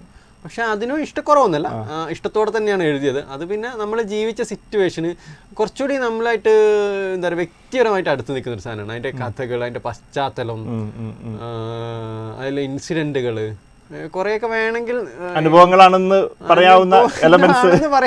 അതായത് അതിൻ്റെ ഒരു ക്യാരക്ടർ സാധാരണഗതിയിൽ ഞാൻ എൻ്റെ എന്താ പറയുക കാര്യങ്ങളൊന്നും ക്യാരക്ടറൈസേഷനിൽ വരാറില്ല, അല്ലെങ്കിൽ അഡാപ്റ്റ് ചെയ്യാറില്ല. പക്ഷെ അതിൻ്റെ അകത്ത് കുറെയൊക്കെ ഞാൻ തന്നെയാണ് എന്ന് പറയാവുന്ന പലതുണ്ട് അതിൻ്റെ അകത്ത്. നമ്മൾ ആ ഒരു എന്താ പറയുക അഡാപ്റ്റ് ചെയ്യുന്നൊരു പരിപാടി ഉണ്ടല്ലോ, നമ്മൾ ഒരു ക്യാരക്ടർ ഉണ്ടാക്കുമ്പോൾ അതിലൊക്കെ ചില അഡാപ്റ്റേഷൻ നടക്കുമല്ലോ. അതിൻ്റെ അകത്ത് അതുണ്ട്. പിന്നെ എന്താ വെച്ചാൽ എനിക്ക് തോന്നുന്നത് കുറച്ചുകൂടി ഈ എന്താ പറയുക മലബാറിലുള്ള ആളുകൾക്കൊക്കെ കണക്ട് ആവുന്ന ഒരു സാധനമാണ് അതെന്ന് തോന്നുന്നത്. അതായത് ഈ നമ്മളെല്ലാവരും കേൾക്കുന്നതാണ് ജിന്നിൻ്റെ കഥ, ചെറുപ്പം മുതൽ കേൾക്കാൻ പറ്റുന്ന ഒരു സാധനമാണ്. അത് ഇപ്പോഴും തുടർന്നുകൊണ്ടിരിക്കുന്ന ഒരു എന്താ പറയുക ഈ സൂപ്പർ നാച്ചുറൽ പവറുകളെ കുറിച്ച് എപ്പോഴും നമുക്കൊരു കൗതുകമാണല്ലോ. പ്രണയവും കൂടെ വരുമ്പോൾ സംഭവിക്കുന്ന ഒരു കാര്യം എന്നാണ് ഞാൻ വിശ്വസിക്കുന്നത്. സ്വാഭാവികമായിട്ടും എഴുത്തുകാരിൽ നിന്ന് നേരിടുന്ന വലിയൊരു പ്രശ്നം എന്ന് പറയുന്നത് വിമർശനങ്ങൾ. നമ്മൾ എത്ര നല്ല കൃതി പുറത്തിറക്കിയാലും വലിയ തോതിൽ വിമർശനങ്ങൾ ഉണ്ടാവും. അപ്പോൾ ഞാൻ തന്നെ റിഹാൻ തന്നെ നേരത്തെ ഒരു ഇൻ്റർവ്യൂവിൽ പറഞ്ഞായിട്ട് കേട്ടു, സെമ്മിലൂനി എഴുതിയപ്പോൾ അത് കുറേ കഴിഞ്ഞ് സെമ്മിലൂനി വായിച്ചിട്ട് ഒരാളത് കീറിക്കളഞ്ഞു. അത് പക്ഷെ അതിൻ്റെ സ്ക്രീൻഷോട്ട്, ആ മെസ്സേജ് വന്ന സ്ക്രീൻഷോട്ട് ഞാൻ ഇന്നും സൂക്ഷിച്ചു വെച്ചിരിക്കുന്നു. അത് കാണുമ്പോഴാണ് എനിക്ക് കൂടുതൽ എഴുതാൻ തോന്നുന്നതൊക്കെ ഒരു ഇൻ്റർവ്യൂവിൽ പറഞ്ഞത് ഞാൻ കേട്ടു. എങ്ങനെയാണ് ഈ വിമർശനങ്ങളെ നമ്മളൊരു എങ്ങനെയാണ് എഴുത്തുകാരൻ സ്വീകരിക്കുന്നത്? അതാണോ നമുക്ക് കൂടുതൽ എഴുതാനുള്ള ഒരു ശക്തി പകരുന്നത്? ഞാനതിനൊരു ഉദാഹരണം പറയാ. അതായത് നമ്മളെ എല്ലായ്പ്പോഴും നമ്മളൊരാൾ എന്താ പറയുക, നീ നല്ലതാണ്, നീ ഗംഭീരമാണ്, നമ്മളൊരു കുട്ടീനെ നോക്കാം, ഒരു കുട്ടീനെ എടുത്തിട്ട് പറയാണ് നീ എപ്പോഴും അടിപൊളിയാണ്, നീ ഗംഭീരമാണ് എന്ന് പറഞ്ഞുകൊണ്ടിരിക്കുമ്പോൾ ആ കുട്ടിക്ക് ഒരിക്കലും എന്താ പറയുക കൂടുതൽ വളർച്ച ഉണ്ടാവില്ല, അതായത് ഗ്രോത്ത് ഉണ്ടാവില്ല, ലൈഫിൻ്റെ അകത്ത് ഗ്രോത്ത് ഉണ്ടാവില്ല. നേരത്തെ അയാൾക്ക് ഇടയ്ക്കിടയ്ക്ക് എന്താ പറയുക, നീ എന്താണ് നീ ചെയ്ത്, നീ മോശം ചെയ്തത്, അല്ലെങ്കിൽ അത് ശരിയായിട്ടില്ല, അതിനെ കുറച്ചുകൂടെ ബെറ്റർ ആയിട്ട് ചെയ്യണം എന്ന് ഗൈഡൻസ് വരുമ്പോഴെന്താണ് അയാൾ അടുത്ത സ്റ്റെപ്പിലേക്കുള്ള ശ്രമങ്ങൾ നടത്തും. അപ്പം വിമർശനങ്ങളെ ഞാൻ അങ്ങനെയാണ് ഉൾക്കൊള്ളുന്നത്. ഇപ്പൊ ചിലര് എന്താ വെച്ചാൽ ഇതിൻ്റെ അകത്തൊക്കെ ഒരു പ്രശ്നം എന്ന് വെച്ചാൽ ചിലർ വിമർശിക്കാൻ വേണ്ടി വിമർശിക്കും. നമ്മൾ ആവശ്യമുള്ളത് എടുക്കുക, ആവശ്യമില്ലാത്തതിനെ നമ്മൾ അതിനെ വെറുതെ എന്തിനാണ് നമ്മൾ കൊണ്ടുനടക്കേണ്ടത്. ഇപ്പൊ ഒരു കൊട്ട ആപ്പിൾ വാങ്ങിച്ചു വിചാരിക്കും, അതിൻ്റെ അകത്തൊരു കെട്ട ആപ്പിൾ ഉണ്ടെങ്കിൽ അത് മാറ്റി വെക്കുക, നല്ല ആപ്പിൾ. അതിനെ കുറിച്ച് നമ്മൾ ആ കെട്ട ആപ്പിളിനെ കുറിച്ച് ബോധേടാവേണ്ട കാര്യമില്ല. അപ്പം പക്ഷെ ഇന്ന് എല്ലാവരും ആ കെട്ടാപ്പിളിന് പിറകെയാണ് പോകുന്നത്. അത് പറഞ്ഞിട്ട് കാര്യമില്ല. ഇപ്പൊ ഞാൻ ആ മറ്റെന്താ പറയുക ഒരു ആപ്പിൾ മാറ്റി വെച്ച് കഴിഞ്ഞാൽ കാര്യം പ്രശ്നം തീർന്നു, 10 നമുക്ക് സംരക്ഷിക്കാം. ഞാൻ എപ്പോഴും പറഞ്ഞു കഴിഞ്ഞാൽ എന്താ പറയാ, ഇപ്പൊ എന്നെ സംബന്ധിച്ച് ജമ്മിലൂനി വായിച്ചിട്ട് മുജീബ് സുബൈർ എന്ന് പറയുന്ന ഒരു സുഹൃത്തുണ്ട്, അവൻ എന്നെ മണിക്കൂറുകളോളം ചീത്ത വിളിച്ചിട്ടുണ്ട്. പക്ഷെ അന്ന് അവൻ എന്റെ സുഹൃത്തല്ലായിരുന്നു, ഇപ്പൊ ഞാൻ അവന് സുഹൃത്ത് എന്നാണ് പറയുന്നത്. അപ്പം അതെനിക്ക് ഭയങ്കര സന്തോഷമുള്ള കാര്യമാണ്. അയാൾ ഇപ്പോഴും എനിക്ക് എന്താ പറയാ, നീ എഴുതിയ എന്തെങ്കിലും അടാ അത് ശരിയായിട്ടില്ല, അല്ലെങ്കിൽ അടാ ഇപ്പൊ അടിപൊളിയായിട്ടുണ്ട്, ഇപ്പൊ നീ എത്രയും മാറ്റം. അപ്പൊ അതെനിക്ക് കേൾക്കുമ്പോൾ എനിക്ക് ഭയങ്കര സന്തോഷമാണ്. ഇപ്പോഴും ചില സംശയങ്ങൾ വരുമ്പോൾ ഞാൻ ചോദിക്കും. ഇപ്പം എനിക്ക് എന്തെങ്കിലും സംശയം വരുമ്പോൾ ഷംസൊക്കെ ഉണ്ട്, ദേശാഭിമാനി കുട്ടത്ത് ഞാൻ ഷംസുഖാൻ വിളിച്ചു, ഷംസുഖ ഇത് ഇങ്ങനെയാണ് എഴുതുക, ഇത് ശരിയാണ് എഴുതുക. അപ്പം അവര് പറഞ്ഞുതരും. സ്വാഭാവികമായിട്ട് നമ്മള് വിമർശനങ്ങൾ വേണം, വിമർശനങ്ങൾ തന്നെയാണ് നമ്മളെ ശക്തിപ്പെടുത്തുന്നത്. വിമർശനങ്ങളാണ് നമ്മൾ എന്താ പറയാ ഇതാക്കുക. അതായത് നമുക്ക് എന്തെങ്കിലും കൂടുതൽ ചെയ്യണം. അതായത് എനിക്ക് തോന്നുന്നു എല്ലാ മനുഷ്യർക്കും എന്തെങ്കിലും വാശി ഉണ്ടെങ്കിലാണ് ജീവിക്കാൻ ഒരു സുഖം ഉണ്ടാവും. അതായത് നമ്മൾ ഇപ്പം എന്താ പറയാ ഒരു സ്ഥലത്ത് നിന്ന് തിരസ്കരിക്കപ്പെടുമ്പോഴാണ് ഇവിടെ ഞാൻ എത്തും, എനിക്കിത് നേടിയേ ഒക്കുള്ളൂ എന്നുള്ള ഒരു പുഷ് ഉണ്ടാവുക. അതെന്നാന്ന് തോന്നുന്നു. വിമർശനങ്ങൾ നിരന്തരം ഉണ്ടാകുന്നത് നല്ലതാണ് എപ്പോഴും. അതൊരു ആരോഗ്യപരമായിട്ടിരിക്കുക. അതായത് നമ്മളും ഇത് ഞാൻ മനസ്സിലാക്കുന്ന ഒരു കാര്യം എന്താ വെച്ചാൽ ഇതൊന്നും വ്യക്തിപരമായിട്ട് പറയാതിരിക്കുക, വ്യക്തിപരമായിട്ട് എടുക്കാതിരിക്കുക. ടെക്സ്റ്റിന്റെ മുകളിൽ പറയാം, ഞാൻ എഴുതിയ കാകപുരത്തിൽ ഇന്ന പ്രശ്നങ്ങളുണ്ട്, ഓക്കെ ഫൈൻ, അത് കുഴപ്പമില്ല. അത് വ്യക്തിപരമായിട്ടുള്ള വ്യക്തിയാക്രമങ്ങളിലൊക്കെ ഇപ്പം ചിലതായിട്ട് പോകുന്നു. ഇപ്പം ഈ നേരത്തെ പറഞ്ഞ ഫേസ്ബുക്കിന്റെ ഒക്കെ ഒരു സോഷ്യൽ മീഡിയന്റെ ഒക്കെ ഒരു നെഗറ്റീവ് വശം എന്ന് പറയാൻ പറ്റുന്നത് ഇത്തരം വിമർശനങ്ങൾ അത് വ്യക്തിപരമായിട്ട് മാറുന്നത് ചില സമയങ്ങളിലൊക്കെ വ്യക്തിപരമായിട്ട് മാറുന്നത്. അപ്പം അതിൽ കാര്യമില്ല. നിങ്ങൾ ടെക്സ്റ്റിന് എന്ത് വേണമെങ്കിലും പറഞ്ഞൊന്നും കുഴപ്പമില്ല എന്ന് വിശ്വസിക്കുന്നത്. ഈ വിമർശനങ്ങൾ വ്യക്തിപരമാണെന്ന് നമ്മളിപ്പോൾ പറയുമ്പോൾ തന്നെ ഇപ്പം കാകപുരം പോലത്തെ നോവൽ എന്ന് പറയുന്നത് അത്രയും വലിയ വിഷയങ്ങളാണ്, രാഷ്ട്രീയ പ്രാധാന്യമുള്ള വിഷയങ്ങൾ ചർച്ച ചെയ്യുന്ന ഒരു സാധനമാണ്. സ്വാഭാവികമായിട്ട് വിമർശനത്തോടൊപ്പം ഭീഷണികളൊക്കെ വരാനുള്ള സാധ്യത, അങ്ങനെ എന്തെങ്കിലും അനുഭവം ഉണ്ടോ? ഇതുവരെ വന്നിട്ടില്ല, പക്ഷെ ഭീഷണി വന്നൊരു അനുഭവം ഉണ്ട്. അത് ഞാൻ നിങ്ങൾക്ക് ഇത് കഴിഞ്ഞിട്ട് പേഴ്സണലി ഓഫ് റെക്കോർഡ് പറയാവുന്ന ഒരു അനുഭവം ഉണ്ട്. പക്ഷെ ഇതിൽ ഞാൻ പ്രതീക്ഷിക്കുന്നൊക്കെ ഉണ്ട്, ചിലപ്പം വരും, പക്ഷെ അതൊന്നും ഇതൊക്കെ ഇതിന്റെ ഒരു ഭാഗമായിട്ടാണ് ഞാൻ എടുക്കുന്നത്. ഞാൻ ടെക്സ്റ്റിനെയാണല്ലോ പറയുന്നത്, അതൊക്കെ ഒരു ഭാഗമായിട്ടാണ് എടുക്കുന്നത്. വന്നു കഴിഞ്ഞാൽ അപ്പൊ നോക്കാം. നമ്മൾ എന്താ പറയാ എന്നോ മഴ പെയ്യുന്നതിനായിട്ട് ഇപ്പോഴേ നമ്മള് കാല് മടക്കി വെക്കണ്ടല്ലോ, കാത്തിരിക്കേണ്ട കാര്യമില്ലല്ലോ. മഴ പെയ്യുമ്പോ കാല് വെക്കാം. ഇപ്പം എഴുത്തുകാരന്റെ രാഷ്ട്രീയം എന്ന് പറയുന്ന ഒരു രാഷ്ട്രീയം ഉണ്ടോ? എഴുത്തുകാരനൊരു സ്പെസിഫിക് ആയിട്ട് ഇന്ന രീതിയിലാണ് അയാൾ കാണേണ്ടത്, രാഷ്ട്രീയത്തെ കാണേണ്ടത്, അല്ലെങ്കിൽ രാജ്യത്തെ കാണുക, അങ്ങനെയൊക്കെ ഒരു തോന്നലുണ്ടോ? അങ്ങനെയൊന്നും എനിക്കില്ല. അല്ല പക്ഷെ നമുക്ക് ഇതൊക്കെ എന്താ വെച്ചാല് പിന്നെ കുറെ നാളുകൾക്ക് കുറെ കാലം മുൻപ് പറഞ്ഞാല് സാമൂഹ്യ ജീവി അല്ലെന്താ പറയാ, അല്ലെങ്കിൽ നമ്മൾ എഴുത്തുകാരൊക്കെ ഒരു സംഭവമാണ്. എഴുത്തുകാർ അല്ലെങ്കിൽ ഇത്തരം എന്താ പറയുക സാഹിത്യകാരന്മാരൊക്കെ എന്തോ ഉയർന്ന ശ്രേണിയിലുള്ള ആളുകളാണ്, ഇവർ ബഹുമാനിക്കപ്പെടേണ്ട ആളുകളാണ്, അല്ലെങ്കിൽ ആവശ്യത്തിലധികം പരിഗണന നൽകേണ്ട ആളുകളാണ്. അങ്ങനെ എനിക്ക് തോന്നില്ല. നമ്മളെല്ലാ സമൂഹത്തിലുള്ള എല്ലാ മനുഷ്യന്മാരെ പോലെ തന്നെയാണ് നമ്മൾ കൂടുതലായിട്ട് ചെയ്യുന്നൊരു സാധനം എന്ന് പറഞ്ഞു കഴിഞ്ഞാൽ നമുക്ക് എഴുതാൻ അറിയാം. ഒരു പക്ഷേ ഇതിനേക്കാളും കൂടുതൽ കഥകൾ പറയാൻ അറിയുന്ന മനുഷ്യന്മാരുണ്ടാവും. പല കാരണങ്ങൾ കൊണ്ട് അവർക്ക് എഴുതാൻ പറ്റുന്നില്ല. പിന്നെ എന്താ പറയാ നമ്മൾ എങ്ങനെയൊക്കെയോ എഴുതി ഒരു ആരൊക്കെയോ ശ്രദ്ധിക്കും, ആരൊക്കെയോ വളരെ കുറച്ച്, അതായത് 3.25 കോടി, ഏകദേശം 3.25 കോടിയാണ് കേരളത്തിന്റെ ജനസംഖ്യ. മലയാള ഭാഷ സംസാരിക്കുന്ന ആളെന്ന് നമുക്ക് കണക്കാക്കാം. അപ്പം അല്ലെങ്കിൽ അത് വായിക്കാനൊക്കെ അറിയാവുന്ന ആളുകൾ എന്നുള്ള രീതിയിൽ കണക്കാക്കാം. അതിലൊരു 10% പോലും 1% പോലും നമ്മൾ അറിയില്ല. അതായത് ഓരോ എഴുത്തുകാരന്റെ അനുഭവം ഇത് തന്നെയാണ്. 10 ഇപ്പം എന്താ പറയുക മലയാളത്തിലുള്ള എല്ലാ എഴുത്തുകാരും പോലും ഇതൊക്കെ തന്നെയായിരിക്കും അവസ്ഥ. അതായത് ചിലരെ വളരെ എന്താ പറയുക once in a moon എന്ന് പറയുന്നത് പോലെ ചിലരെ എല്ലാവർക്കും ഒരുവിധം എന്താ പറയുക ബഹുഭൂരിപക്ഷം ആളുകൾക്കും അറിയാം. ബാക്കിയൊക്കെ എനിക്ക് തോന്നുന്നു 1% പോലും അറിയുന്നില്ല. അത് എഴുത്തുകാരുടെ എണ്ണം പഴയ കാലത്തേക്കാൾ വലിയ തോതിൽ വർദ്ധിച്ചല്ലോ, അതിന്റെ ഒരു ഇത് ബൈസ്ഫുരണാവാനും സാധ്യതയില്ല. വർധനവ് എന്ന് പറഞ്ഞു കഴിഞ്ഞാൽ അത് വർധനവല്ല. ഇത് വർധനവ് എന്താ സംഭവം എന്ന് പറഞ്ഞു കഴിഞ്ഞാൽ ഞാൻ നേരത്തെ പറഞ്ഞ ജനാധിപത്യം ഇവിടെ കുറച്ചുകൂടെ വർക്ക്ഔട്ട് ആവുന്നതുകൊണ്ടാണ്. അത് വർധനവല്ല, അതെല്ലാവർക്കും സാഹചര്യങ്ങളും എന്താ പറയാ സാധ്യതകളും തുറന്നിടുകയാണല്ലോ.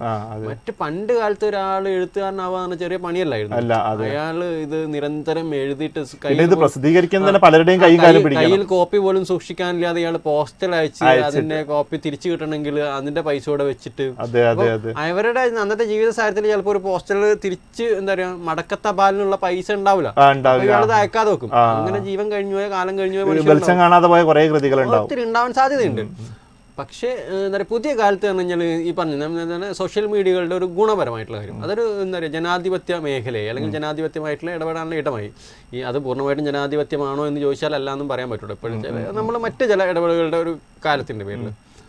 അപ്പം പക്ഷേ ഇത്തരം എഴുത്തുകാർക്ക് അല്ലെങ്കിൽ അത്തരം എന്താ സർഗശേഷികൾ ഇപ്പം എഴുത്താവട്ടെ, ചിത്രം വരെയാവട്ടെ, പാട്ട് പാടലാവട്ടെ, ഇത് പ്രകടിപ്പിക്കാൻ അവനവനായിട്ടുള്ള ഒരു സ്പേസ് കിട്ടുന്നുണ്ടല്ലോ, അതൊരു വലിയ കാര്യമാണ്. അതുകൊണ്ട് അല്ലാണ്ട് അതിനങ്ങനെ വർദ്ധിച്ചു എന്നൊന്നുള്ളതല്ല, അത് സാഹചര്യങ്ങളാണ് സ്വാഭാവികമായിട്ടും മനുഷ്യ എന്തും ഉണ്ടാവുന്നത്.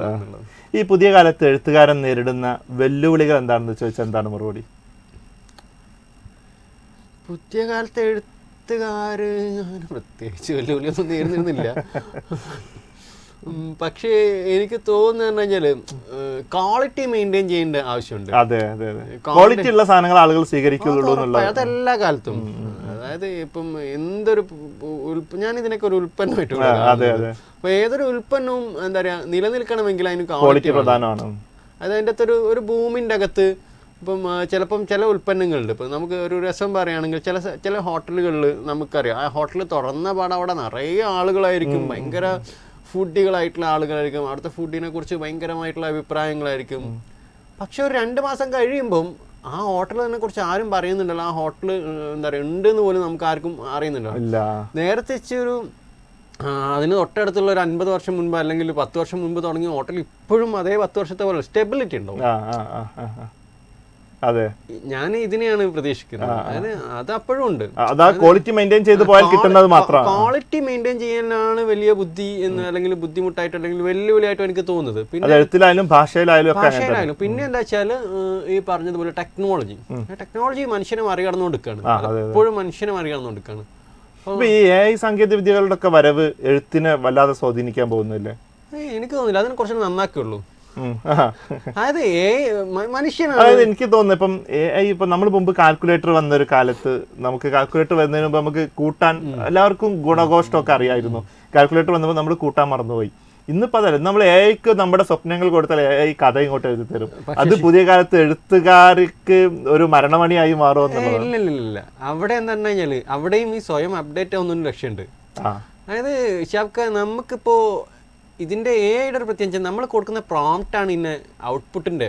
തീർച്ചയായിട്ടും അതുണ്ട്. ഔട്ട്പുട്ടിനെ സ്വാധീനിക്കുന്ന സാധനം നിങ്ങൾ കൊടുക്കുന്ന എത്ര ഭംഗിയായിട്ട് കൊടുക്കുന്നു എന്നുള്ളടത്താണ്. അപ്പൊ ആർക്കാ അവിടെ കൂടുതൽ കാര്യമുള്ളത്? എഴുത്തുകാരൻ റോള് നിർവഹിക്കുന്ന ഈ പ്രോംപ്റ്റ് കൊടുക്കുന്ന ആൾ തന്നെയാണ്. അയാൾ എത്രത്തോളം എന്താ പറയാ ഗംഭീരനായിരിക്കും, അത്രയും ഗംഭീരമായിട്ടുള്ള സാധനമാണ് പുറത്ത് വരിക. തൽക്കാലമായിട്ട് അത് അങ്ങനെ വരുള്ളൂ. അല്ലാതെ എഴുത്തുകാരനൊന്നും അതൊക്കെ പറഞ്ഞാല് തട്ടിക്കൂട്ട ആൾക്കാർക്ക് ചിലപ്പോ എന്താ പറയാ അവര് അതിനെ ആശ്രയിക്കും. അതിനെ ആശ്രയിക്കേണ്ടി വന്നു കഴിഞ്ഞാൽ ആശ്രയിക്കാൻ ഞാൻ പറയുന്ന ചില എല്ലാം ഉൾക്കൊള്ളുക എന്നുള്ളതാണ്. ഇപ്പം സാധ്യതകളെ ഉൾക്കൊള്ളുക എന്നുള്ളതാണ്. നമ്മൾ എന്താ പറയാ മൊബൈൽ ഫോൺ വന്നിട്ട് ഞാൻ ഇപ്പോഴും ലാൻഡ് ഫോണാണ് ഉപയോഗിക്കുള്ളൂ എന്ന് പറയുന്നതിന്റെ കാലത്ത് കാര്യമില്ലല്ലോ. അപ്പൊ അതിന്റെ നമ്മൾ പുറന്തള്ളിപ്പോവും, ആരും ഒഴുക്കില് പുറന്തള്ളിപ്പോവും. റിഹാന്റെ ഒരു റോൾ മോഡൽ എഴുത്തിലാരാണെന്ന് ചോദിച്ചാൽ പ്രത്യേകിച്ച് റോൾ മോഡലൊന്നും ഇല്ല. എന്നാലും നമ്മൾ ദേശീയ തലത്തിലായാലും ഇന്റർനാഷണൽ തലത്തിലായാലും നമുക്ക് ഇഷ്ടപ്പെടുന്ന കുറെ എഴുത്തുകാരൊക്കെ ഉണ്ട്. എനിക്ക് ഭയങ്കര ഓർഹാൻ പാമ്പുക്കിനെ ഭയങ്കര ഇഷ്ടമാണ്. എനിക്ക് അങ്ങനെ പോലെ എഴുതണം എന്നൊക്കെ എൻ്റെ ആഗ്രഹമാണ്. പിന്നെ മലയാളത്തിലാണെങ്കിൽ ഈ സന്തോഷ് ചേട്ടന് ഭയങ്കര ഇഷ്ടമാണ്. ഇന്ദോപൻ ചേട്ടന്, PF മാത്യൂസ്, ഇവരെ പോലെയൊക്കെ PF മാത്യൂസിന്റെ പിന്നെ ചാവുനിലം പോലെയൊക്കെ ഒരു നോവലൊക്കെ എഴുതാനൊരു ആഗ്രഹമാണ്. സന്തോഷ് ചേട്ടന്റെ പിന്നെ ജ്ഞാനവാരാവട്ടെ, അല്ലെങ്കിൽ പിന്നെ എന്താ പറയാ അന്ധകാരൻ അഴിയാവട്ടെ, 3 അന്ധന്മാർ ആനയെ വരക്കുന്നതാവട്ടെ, അങ്ങനത്തെ ഒരു സാധനം എഴുതുക. ഇന്ദോൻ ചേട്ടൻ പിന്നെ ഒന്നും പറയാനില്ല. അപ്പം ഞാൻ വളരെ നമ്മളെന്താ പറയാ ഒരു പിന്നെ വിജയ് ജെയിംസ് ചേട്ടന് നിരീശ്വരം പോലുള്ള ഒരു പുസ്തകമൊക്കെ, അതൊക്കെ അവരൊക്കെ ഞാൻ ഭയങ്കര സാധ്യമായ അവരുടെ എഴുത്ത് ശൈലികളെ തന്നെയാണോ ഈ സ്വാധീനിക്കുന്നത്? അവരുടെ എഴുത്തോടെ ഭയങ്കര ബഹുമാനമാണ്. അവര് നമ്മളെന്താ പറയാ ഒരു എനിക്കൊരു ഗുരു ഉണ്ട് എന്ന് ഞാൻ കാണാൻ ഞാൻ ഇവരൊക്കെ എല്ലാരും കൂടെ എടുത്തിട്ട് നമ്മൾ അവരെ അത്രത്തോളം എന്താ പറയാ കാണുന്നുണ്ട്. പിന്നെ ഒബ്വിയസ്ലി പിന്നെ സുഹൃത്തുക്കളായിട്ടുള്ള ഇപ്പം അഖിൽ പിതാർവചനാവട്ടെ, ശ്രീ പാർവതി ആവട്ടെ, പിന്നെ ലജോ ആവട്ടെ, അനൂപൻ, ഇങ്ങനെയും കുറച്ച് പേരൊക്കെ ഉണ്ട്. പുതിയ കാലത്ത് നമ്മള് പരസ്പരം സുഹൃത്തുക്കളാണ്. ഇപ്പൊ വിഷ്ണു ആവട്ടെ, എനിക്ക് തോന്നുന്ന കുറച്ചുകൂടി എന്താ പറയുക അങ്ങോട്ടും ഇങ്ങോട്ടും നമ്മള് സൗഹൃദങ്ങളുണ്ട്. അതൊരു നല്ലതാണ്. ഇപ്പം നമ്മളിപ്പോൾ ഇന്ന് വായനാ ദിനാണല്ലോ, നമ്മൾ കുറച്ച് പുസ്തകങ്ങൾ ആളുകൾ വായിക്കണം എന്ന് പറഞ്ഞ് കുറച്ച് പുസ്തകങ്ങൾ ഹാൻഡ് സജസ്റ്റ് ചെയ്യണമെന്ന് പറഞ്ഞാൽ ഏതായിരിക്കും പറയാ? ഞാൻ കടലിൻ്റെ മണം സജസ്റ്റ് ചെയ്യും. പിന്നെ ഈ സന്തോഷ് കുമാറിൻ്റെ ജ്ഞാനവാരം, നേരത്തെ പറഞ്ഞ അന്ധകാരനഴി, നാരകങ്ങളുടെ ഉപമ സജസ്റ്റ് ചെയ്യും. ഇന്ദോൻ ചേട്ടൻ്റെ 4-5 ചെറുപ്പക്കാർ സജസ്റ്റ് ചെയ്യും. പിന്നെ പ്രഭാകരൻ സീരീസ് സജസ്റ്റ് ചെയ്യും. ആനോ സജസ്റ്റ് ചെയ്യും. എനിക്ക് തോന്നുന്നു ആനോന്ന് ഞാൻ ഏറ്റവും ആദ്യം കൊടുക്കും. ആനൊരു ഗംഭീരമായിട്ടുള്ള നോവലാണ്. ആനോ പ്രത്യേകിച്ച് നമ്മളെല്ലാ മലയാളികളും വായിച്ചിരിക്കേണ്ട ഒരു നോവലാണ്. അതായത് ഒരു മലയാളീൻ്റെ ഒരു ചരിത്രം കൂടെ ഉണ്ട്. മലയാളീൻ്റെ ഒരു ചരിത്രം. ആനോ ഞാൻ സജസ്റ്റ് ചെയ്യും. പിന്നെ ഇങ്ങനെ ഒരു സജസ്റ്റ് ചെയ്യുമ്പോൾ ഒരു പ്രശ്നം എന്താ വെച്ചാൽ നമ്മൾ എല്ലാവരും മിക്കവാറും അതെ അതെ അതെ അതെ അല്ല അതെ എല്ലാരും നമ്മൾ ഉൾക്കൊള്ളുന്നുണ്ട് നമ്മൾ ചിലതൊക്കെ നമ്മൾ ഓർമ്മയിലുള്ള സാധനങ്ങളൊക്കെ ആണല്ലോ പറയാ. കസാൻജ സാർക്കിസിന്റെ the Zorba the Greek suggest ചെയ്യും. പിന്നെ മുറക്കാമിയുടെ പുസ്തകം, മുറക്കാമിയുടെ എന്താ പറയുക നോർവീജിയൻ വുഡ് സജസ്റ്റ് ചെയ്യും. പിന്നെ ഒരു എന്താ പറയുക അമീൻ മലൂഫ് എന്ന് പറയുന്ന ഒരു എഴുത്തുകാരുണ്ട്, അയാളുടെ പിന്നെ അൽ ബൽത്തസാറിന്റെ ഒഡീസികൾ എന്ന് പറയുന്നൊരു പുസ്തകമുണ്ട്, അതും സജസ്റ്റ് ചെയ്യുന്നു. അത് രസമുള്ളൊരു പുസ്തകമാണ്. ഇപ്പൊ ഞാൻ ചോദിക്കും, ഇപ്പൊ നമ്മുടെ ഇന്റർവ്യൂ കാണുന്ന ഒരു പ്രേക്ഷകൻ അയാൾ റിഹാനെ പുതുതായിട്ട് വായിച്ചു തുടങ്ങിയാണെന്ന് വെക്കുക, അപ്പോൾ റിഹാന്റെ പുസ്തകങ്ങളിൽ ആദ്യം ഏത് വായിക്കണം എന്നാണ് പറയാ? അങ്ങനെയാണെങ്കിൽ അദ്ദേഹം കാകപുരം വായിച്ചു അവിടുന്ന് പിന്നോട്ട് പോകുക, കാകപുരം അല്ലെങ്കിൽ യുദ്ധാനന്തരം പോലുള്ള പുസ്തകങ്ങൾ. ഈ യുദ്ധാനന്തരം ജപ്പാനിലെ അണുസ്ഫോടനവുമായി ബന്ധപ്പെട്ടൊക്കെയുള്ള വലിയ യുദ്ധാനന്തരം അത് ബ്യൂസഫലസ് എന്ന് പറയുന്ന ഒരു പുസ്തകമാണ്. യുദ്ധാനന്തരം പിന്നെ അൾജീരിയ, ലബൻ, സിറിയ അങ്ങനെ വരുന്ന സാധനമാണ്. തുർക്കിയൊക്കെ വരുന്നത്. അത് അൾജീരിയാണ് അതിന്റെ ഒരു മുഖ്യ പ്രദേശം. അത് പലായനമായിട്ട് ബന്ധപ്പെട്ടാണ്. എങ്ങനെയാണ് മനുഷ്യർ ഇപ്പൊ നമ്മളിപ്പം എന്താ പറയുക ഫലസ്തീനിലൊക്കെ നടക്കുന്ന പുതിയ കാലത്ത് ആളുകൾ വായിക്കേണ്ട ഒരു സംഭവം തന്നെയാണത്. അത് എങ്ങനെ അതെന്റെ യുദ്ധാനന്തരം എന്ന് പറഞ്ഞ പുസ്തകം എന്താ വെച്ചാൽ ഈ ആഭ്യന്തര കലഹങ്ങൾ അല്ലെങ്കിൽ അധിനിവേശങ്ങൾ എങ്ങനെയാണ് മനുഷ്യരെ ബാധിക്കുന്നത്, അതിൽ കൂടുതൽ എങ്ങനെയാണ് സ്ത്രീകളെ ബാധിക്കുന്നത്. അപ്പം ഇതിലൊക്കെ ഏറ്റവും കൂടുതൽ ഇരയാക്കപ്പെടുന്ന സ്ത്രീകളും കുട്ടികളൊക്കെയാണ്. സ്ത്രീകളും കുട്ടികളുമാണ്. ഇപ്പൊ നമ്മൾ ഈ സംസാരിച്ചുകൊണ്ടിരിക്കുന്ന സമയത്ത് ലോകത്തിന്റെ വിവിധ ഭാഗങ്ങളിലായിട്ട് 2-3 ആളുകൾ അഭയാർത്ഥികളായി പെടുന്നുണ്ട്. തീർച്ചയായിട്ടും അത് പിന്നെ അങ്ങനെ ഒരു സാധനമാണ് അത്. അപ്പം അത് അത്തരം ആളുകൾ അത്തരം പുസ്തകങ്ങൾ വായിക്കുമ്പോൾ, ഇതിപ്പോ എന്റെ പുസ്തകം തന്നെ ഞാൻ പറയുന്നില്ല, അത്തരം പുസ്തകങ്ങൾ വായിക്കുമ്പോൾ നമ്മൾ അനുഭവിക്കാത്ത ഒരു സംഭവത്തെ കുറിച്ചാണ് നമുക്ക് അറിയാൻ കഴിയുന്നത്. ശരിക്കും നമ്മൾ പലപ്പോഴും പറയാറുണ്ട് നമ്മൾ പ്രവാസം അല്ലെങ്കിൽ പലായനം അനുഭവിച്ചിട്ടുണ്ട്, പക്ഷെ നമ്മളും പലായനമൊക്കെ അനുഭവിച്ചിട്ടുണ്ട്. അതായത് ഒരു കാലത്തല്ലേ ഇപ്പോഴും അനുഭവിക്കുന്നത്. ഗൾഫിലേക്കൊന്നും പോകുന്നതല്ല ഞാൻ പറഞ്ഞത്. പ്രവാസവും പലായനവും തമ്മിൽ ഡിഫറൻസ് ഉണ്ട്. അതായത് പ്രവാസം ഗൾഫിലേക്ക് പോകുന്ന പറഞ്ഞാൽ മിക്കവാറും നമ്മളിപ്പോൾ പോകുന്ന അല്ലെങ്കിൽ ഗൾഫിലൊക്കെ അല്ലെങ്കിൽ വേറെ ഇടത്തൊക്കെ നമ്മൾ പോകുന്ന എന്തിനാ വെച്ചാൽ നമ്മുടെ അഭിവൃദ്ധിക്ക് വേണ്ടിയാണ്. അതായത് നമുക്ക് അവിടെ പോയി കഴിഞ്ഞാൽ ഒരു ജോലി കിട്ടും എന്നുള്ളൊരു 75% ഉറപ്പിലാണ്. മറ്റേത് നിർബന്ധിതമായിട്ട് സ്വന്തം വീട് ഒരു പ്രതീക്ഷയില്ലാണ്ടാണ് നമ്മൾ പോകുന്നത്. പോവല്ല, ഉപേക്ഷിക്കപ്പെടുകയാണ്. അല്ലെങ്കിൽ നിങ്ങളെ നിർബന്ധിതമായിട്ട് നിങ്ങളെ പറഞ്ഞു വിടുക, അടിച്ചുകൊടുക്കുകയാണ്. ഭയങ്കര പ്രവാസവും എന്താ പറയാ ഈ പലായനവും തമ്മിലുള്ള ഒരു ഭയങ്കര വ്യത്യാസമുണ്ട്. നമ്മുടെ റോഹിംഗ്യൻ മുസ്ലിങ്ങളുടെ ആ സാധനം പറയുന്നുണ്ട് യുദ്ധാന്തത്തില്. അതിലൊരു ബയാത്തർ എന്ന് പറയുന്ന ഒരു ക്യാരക്ടർ റോഹിംഗ്യൻ മുസ്ലിമാണ്. മലയാളത്തില് അങ്ങനെ റോഹിംഗ്യൻസിനെ കുറിച്ച് പറഞ്ഞൊരു അധിക പുസ്തകങ്ങൾ ഉണ്ടെന്ന് എനിക്ക് അറിയില്ല, എന്റെ അറിവില്ല. ഉണ്ടെങ്കിൽ ഞാൻ അതിനെ അംഗീകരിക്കുന്നു. പക്ഷെ ഇതിന്റെ അകത്തുള്ള ഒരു വലിയൊരു ഭാഗം അതാണ്, റോഹിംഗ്യൻ മുസ്ലിംസിനെ കുറിച്ചാണ്. അപ്പൊ അവരുടെ അനുഭവങ്ങൾ തന്നെയാണ് അതിന്റെ ഒരു പശ്ചാത്തലമായിട്ട് എടുത്തത്. അത് റിസർച്ചിന്റെയും വായനയുടെ ഒക്കെ ഭാഗം തന്നെയാണ്, ചുമ്മാ പറഞ്ഞല്ല. ആ പുസ്തകമൊക്കെ അത്യാവശ്യം നല്ല പണിയെടുത്തിട്ട് എഴുതിയതാണ്. അതിൽ കാണാനുണ്ടല്ലോ. അപ്പൊ ഈ പറഞ്ഞതുപോലെ നമ്മളൊക്കെ എന്ന് പറഞ്ഞു കഴിഞ്ഞാൽ നമ്മളൊക്കെ പലായനം ചെയ്യപ്പെടുന്നത് എന്താ വെച്ചാൽ നമ്മള് എന്താ പറയുക ചില സ്ഥലങ്ങളിൽ നമ്മൾ നിർബന്ധിതമായിട്ട് നമ്മളെ ഉപേക്ഷിക്കപ്പെടുന്നുണ്ട്. അപ്പം ചിലപ്പോൾ ഇവിടെ പലായനം നടക്കുന്നത് എങ്ങനെയാണെന്ന് കഴിഞ്ഞാൽ ചിലർക്ക് കടം കയറിയിട്ട് വീട് വിൽക്കേണ്ടി വരുന്നുണ്ട്. അവിടുന്ന് അവർ വീട് വിട്ടിട്ട് മറ്റൊരു സ്ഥലത്തേക്ക് പൂർണ്ണമായിട്ടും എന്താ പറയുക മാറുന്നുണ്ട്. അതായത് ഇത് സത്യത്തിൽ പൈസയോ സാമ്പത്തികം കൂടെ ഭാഗമാണ് ഇത്. അപ്പൊ അവിടെ ഒന്നും ഇല്ലാത്ത ഒരാള് അയാൾക്ക് ഏറ്റവും കുറഞ്ഞു കിട്ടുക, അയാൾക്ക് ഒരുപാട് ദൂരെയുള്ള അയാളുടെ കുടുംബക്കാരോ ആരോ ഇല്ലാത്തൊരു സ്ഥലത്തായിരിക്കും അയാൾക്ക് അവിടെ എന്താ പറയുക ഒരു വാടക വീട്ടായിരിക്കും കിട്ടുന്നുണ്ടാവുക, അല്ലെങ്കിൽ പണയത്തിൻ്റെ വീട്. അയാൾ പൂർണ്ണമായിട്ടും പലായനം ചെയ്യും. അയാൾ മാത്രമല്ല, അയാളുടെ കുടുംബം, എല്ലാ തരത്തിലും അയാളുടെ ഇവിടെയുള്ള എല്ലാ ബന്ധങ്ങളും ഉപേക്ഷിക്കപ്പെടുകയാണല്ലോ. അത്തരത്തിൽ നമ്മുടെ സമൂഹത്തിനുള്ളിൽ നടക്കുന്നുണ്ട്.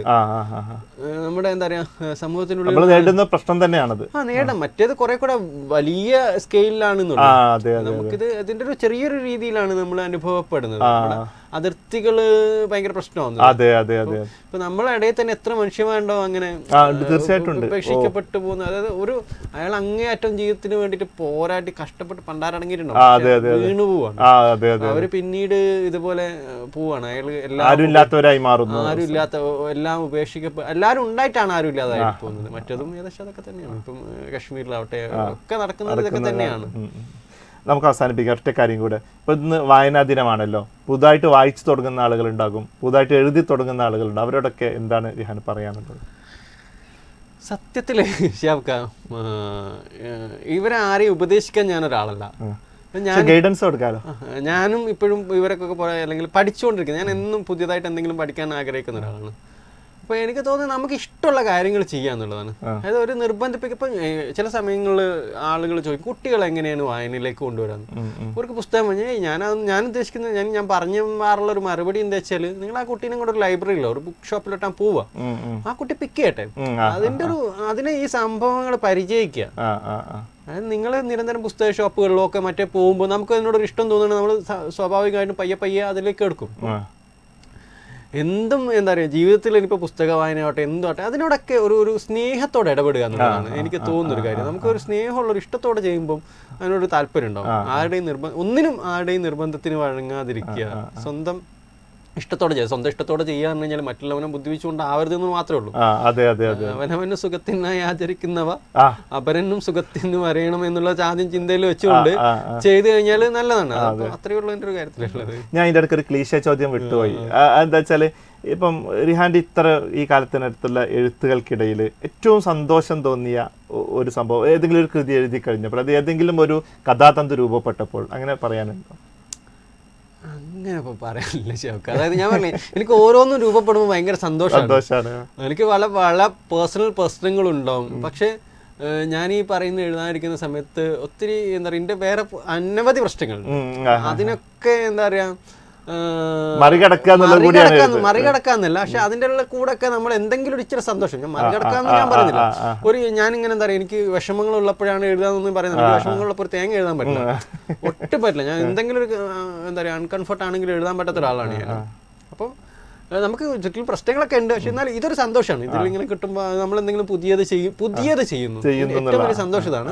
അത് ഞാനെന്തോ പുതുതായിട്ട് എന്തോ ചെയ്യുന്നു, ഞാനെന്താ നിർമ്മിക്കുന്നു, ഈ ഒരു സന്തോഷം അതെല്ലാത്തിലും ഉണ്ട്. ഓക്കെ, വളരെ നന്ദി ഇത്ര നേരം നമ്മുടെ വായനക്കാർ പ്രേക്ഷകർക്കൊപ്പം ചേർന്നത്. waytonikah.com, the exclusive Muslim matrimonial site.